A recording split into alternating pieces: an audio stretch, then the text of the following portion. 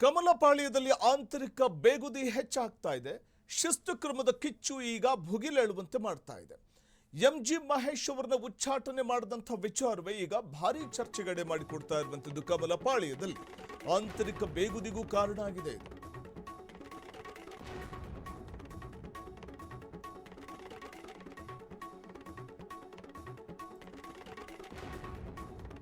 ನಿಷ್ಠಾವಂತ ಕಾರ್ಯಕರ್ತನಿಗೆ ಉಚ್ಚಾಟನೆಯ ಶಿಕ್ಷೆನಾ ಅಂತ ಪ್ರಶ್ನೆ ಮಾಡುವಂತಾಗಿದೆ. ಪಕ್ಷದ ಕಾರ್ಯಕರ್ತರಲ್ಲಿ ಅಸಮಾಧಾನ ಭುಗಿಲೇಳ್ತಾ ಇದೆ. ಪಕ್ಷದ ಹಿತಕ್ಕೋಸ್ಕರ ಸಭೆಯಲ್ಲಿ ಮಾತನಾಡಿದ್ದಾರೆ. ಅದನ್ನೇ ಮುಂದಿಟ್ಟು ದೂರವಿಡಬಾರದು ಅವರನ್ನ. ಇದು ಸಿದ್ಧಾಂತಕ್ಕೆ ಮಾಡಿದಂತಹ ಅಪಮಾನ ಅನ್ನುವಂಥ ಆಕ್ರೋಶ ವ್ಯಕ್ತವಾಗ್ತಾ ಇದೆ. ನಿಷ್ಠಾವಂತರಿಗೆ ಸಿಗುವ ಬಹುಮಾನ ಇದೇನಾ ಅನ್ನುವಂಥ ಒಂದು ಪ್ರಶ್ನೆ ಇದೀಗ ಉದ್ಭವ ಆಗ್ತಿದ್ದು, ಗುಂಪುಗಾರಿಕೆ ವಿರುದ್ಧವೂ ಕ್ರಮ ಆಗಿಲ್ಲ, ಹಿರಿಯರ ವಿರುದ್ಧ ಇಲ್ಲದ ಕ್ರಮ ಇವ್ರಿಗೆ ಯಾಕೆ? ಬಿಜೆಪಿಯ ವಕ್ತಾರ ಮಹೇಶ್ ಅವರನ್ನ 6 ವರ್ಷ ಉಚ್ಚಾಟನೆ ಮಾಡಲಾಗಿತ್ತು. ಮಹೇಶ್ ಉಚ್ಚಾಟನೆಗೆ ಇದೀಗ ಕಾರ್ಯಕರ್ತರು ಗರಂ ಆಗ್ತಾ ಇದ್ದಾರೆ. ಆದೇಶ ವಾಪಸ್ ಪಡಿಬೇಕು ಅಂತ ಕಾರ್ಯಕರ್ತರು ಒತ್ತಾಯಿಸ್ತಾ ಇದ್ದಾರೆ.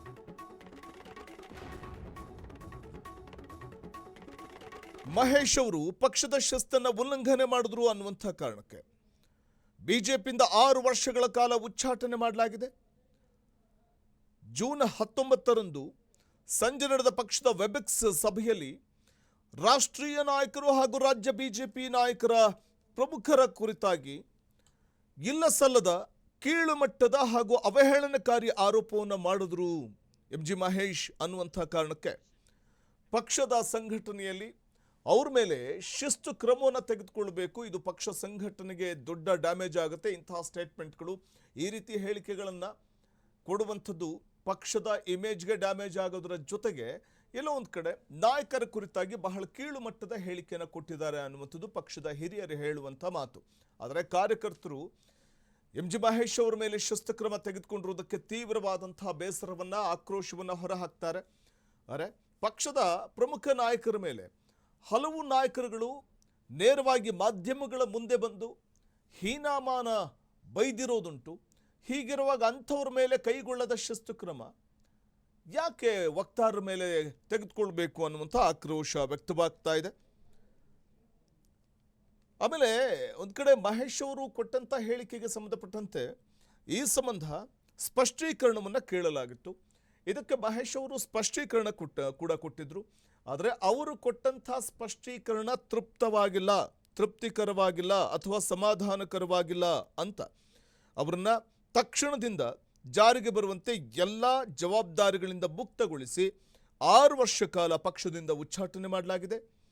ಸೊ ಇದು ರಾಜ್ಯ ಶಿಸ್ತು ಸಮಿತಿ ಅಧ್ಯಕ್ಷ ಲಿಂಗರಾಜ್ ಪಾಟೀಲ್ ಅವರು ತೆಗೆದುಕೊಂಡಂತಹ ಈ ನಡೆ ಕಾಂಗ್ರೆಸ್ ವಕ್ತಾರರ ಮೇಲೆ ಅಥವಾ ಪ್ರಮುಖವಾಗಿ ಇಲ್ಲಿ ಬಿಜೆಪಿಯ ವಕ್ತಾರರಾದಂಥ ಒಬ್ಬ ಪ್ರಮುಖ ನಾಯಕ ಮಹೇಶ್ ಅವರು ಅವ್ರ ಮೇಲೆ ತೆಗೆದುಕೊಂಡಂಥ ಒಬ್ಬ ಪ್ರಾಮಾಣಿಕ ನಾಯಕನ ಮೇಲೆ ತೆಗೆದುಕೊಂಡಂಥ ಈ ಒಂದು ನಿರ್ಧಾರ ಇದೆಯಲ್ಲ, ಈ ನಿರ್ಧಾರ ಅಥವಾ ಈ ಒಂದು ಆದೇಶವನ್ನು ವಾಪಸ್ ಪಡಿಬೇಕು ಅನ್ನುವಂಥದ್ದು ಕಾರ್ಯಕರ್ತರ ಒತ್ತಾಯ.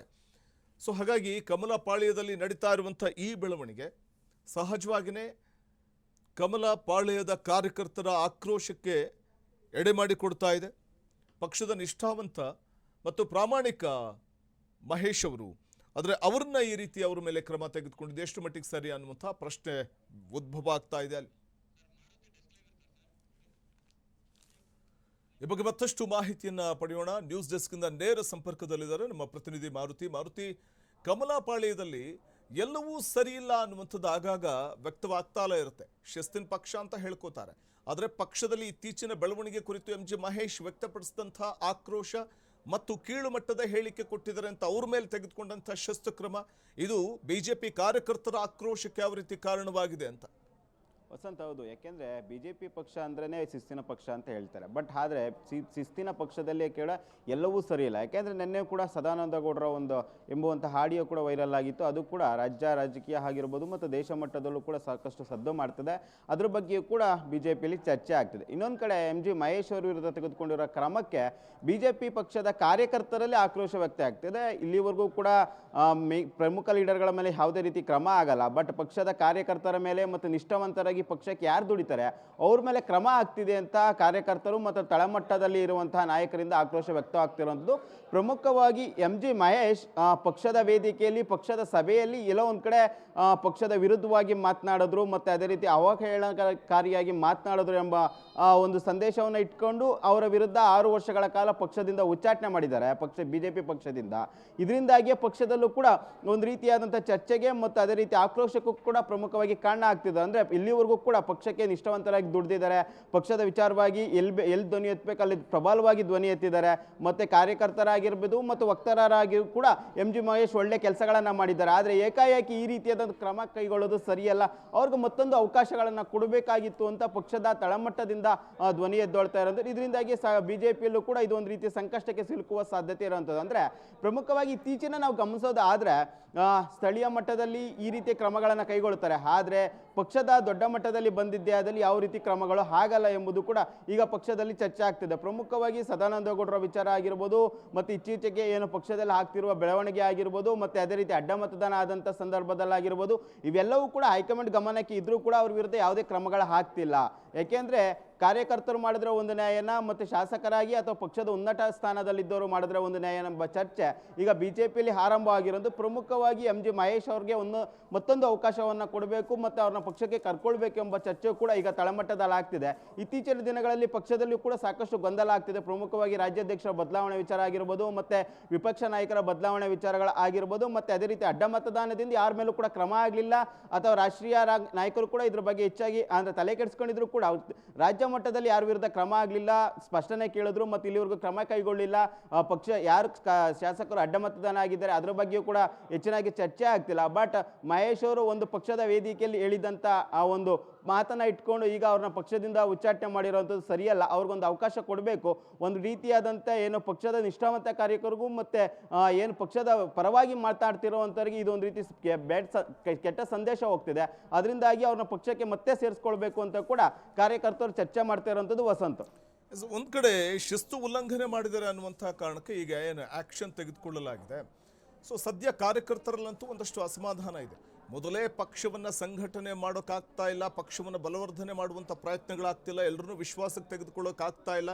ಹಾಗಾಗಿ ದೊಡ್ಡ ಮಟ್ಟದ ಹಿನ್ನಡೆ ಆಗ್ತಾ ಇದೆ ಮುಂಬರುವಂಥ ಚುನಾವಣೆಗೆ ಅಂತ ಇರುವಾಗ ಈಗ ಮಹೇಶ್ ಮೇಲೆ ತೆಗೆದುಕೊಂಡಿರುವಂಥ ಒಂದು ಶಿಸ್ತು ಕ್ರಮ ಇದೆಯಲ್ಲ, ಮತ್ತೊಂದು ಕಡೆ ಕಾರ್ಯಕರ್ತರು ಕೂಡ ಪಕ್ಷದಿಂದ ವಿಮುಖರಾಗುವಂಥ ಸಾಧ್ಯತೆ ಇರುತ್ತಲ್ವ ನಿಷ್ಠಾವಂತ ಕಾರ್ಯಕರ್ತರು ಅಂತ.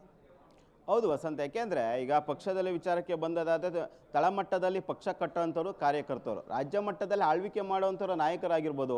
ಬಟ್ ತಳಮಟ್ಟದಲ್ಲಿ ಪಕ್ಷವನ್ನು ಕಟ್ಟಿ ಗೆಲ್ಲಿಸುವಂಥ ತಾಕತ್ತಿರುವಂಥದ್ದು ಕಾರ್ಯಕರ್ತರಿಗೆ ಮಾತ್ರ.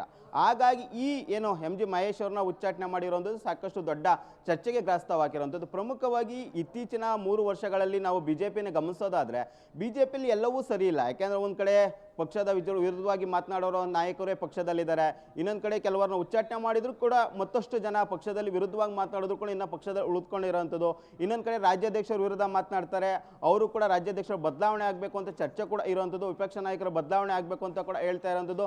ಇನ್ನೊಂದು ಕಡೆ ಇವೆಲ್ಲ ವಿಚಾರಗಳು ಕೂಡ ರಾಜ್ಯ ಮಟ್ಟದಲ್ಲಿ ಚರ್ಚೆ ಆಗ್ತಿದ್ರು ಕೂಡ ಅತಿ ಹೆಚ್ಚು ಗಮನ ಹೈಕಮಾಂಡ್ ನಾಯಕರು ಗಮನಿಸಿಲ್ಲ. ಆದರೆ ಏಕಾಏಕಿ MG ಮಹೇಶ್ ಅವರು ಒಂದು ಪಕ್ಷದ ವೇದಿಕೆಯಲ್ಲಿ ಪಕ್ಷದ ವಿರುದ್ಧವಾಗಿ ಮತ್ತು ನಡವಳಿಕೆ ವಿರುದ್ಧವಾಗಿ ನಡೆದುಕೊಂಡಿದ್ದಾರೆ ಅಂತ ಪಕ್ಷದಿಂದ ಉಚ್ಚಾಟನೆ ಮಾಡಿರುವಂಥದ್ದು ಸರಿಯಲ್ಲ.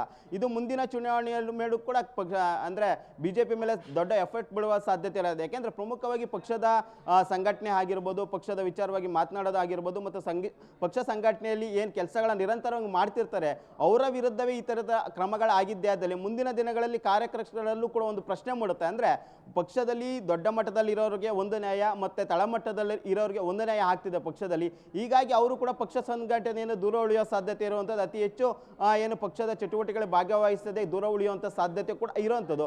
ಆದರೆ ಹೈಕಮಾಂಡ್ ಇದನ್ನು ಯಾವ ರೀತಿ ಗಮನ ಹರಿಸುತ್ತೆ, ಹೈಕಮಾಂಡ್ ಮುಂದಿನ ದಿನಗಳಲ್ಲಿ ಯಾವ ರೀತಿ ಕ್ರಮಗಳನ್ನು ಕೈಗೊಳ್ಳುತ್ತೆ ಎಂಬುದು ಕೂಡ ಕಾದು ನೋಡಬೇಕು.